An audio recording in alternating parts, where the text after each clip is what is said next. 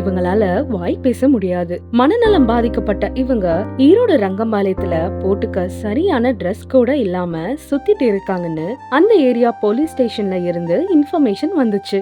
நேர்ல போய் பாக்குறப்பதான் ஈர துணியோட அழுதுட்டு அங்கேயும் இங்கேயுமா நடந்துட்டு இருந்தாங்க. மெல்ல மெல்ல நம்ம அட்சயத்துல இருக்க நர்ஸ், சைக்காட்ரிஸ்ட், சோஷியல் ஒர்க்கரும் சேர்ந்து அவங்கள பொறுமையா ஹேண்டில் பண்ணி சமாதானம் செஞ்சாங்க. அந்த அக்கா சைகை மொழியில தன்னை நிறைய பேர் துன்புறுக்கிறதா சொன்னாங்க.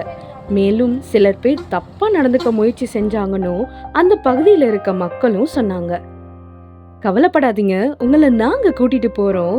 சோஷியல் மீடியா மூலியமா குடும்பத்தை கண்டுபிடிச்சிடலான்னு சொன்னதும் டக்குன்னு காலில் விழுந்து நன்றி சொன்னது மனசை ரொம்ப நெகிழ வச்சிருச்சுங்க. அவங்களோட ஈர துணியை மாத்திட்டு ரெஸ்கியூ பண்ண ஸ்டார்ட் பண்ணோம். அப்பப்போ அழுதுகிட்டே இருந்தாங்க.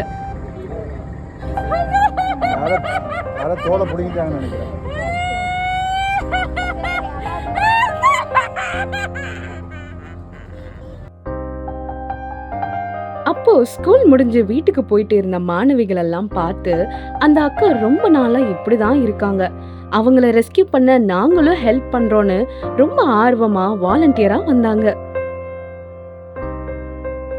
அப்புறம் என்ன, அவங்கள ரெஸ்கியூ பண்ணி நம்ம அச்சியம் காப்பகத்துல இப்ப பாதுகாப்பா இருக்காங்க. இவங்கள பத்தின எந்த தகவலும் கிடைக்கலங்க. உங்களுக்கு யாருக்காச்சும் தெரிஞ்சா எங்களை மறக்காம கான்டாக்ட் பண்ணுங்க. இவங்களோட மெடிக்கல் ட்ரீட்மெண்ட், அடிப்படை தேவைகளுக்கு உங்களால முடிஞ்ச உதவியை கொடுக்கலாம். இல்லனா உங்களோட ஒரு ஷேர் அவங்க குடும்பத்தை கண்டுபிடிக்க உதவியா இருக்கும். நன்றி மக்களே.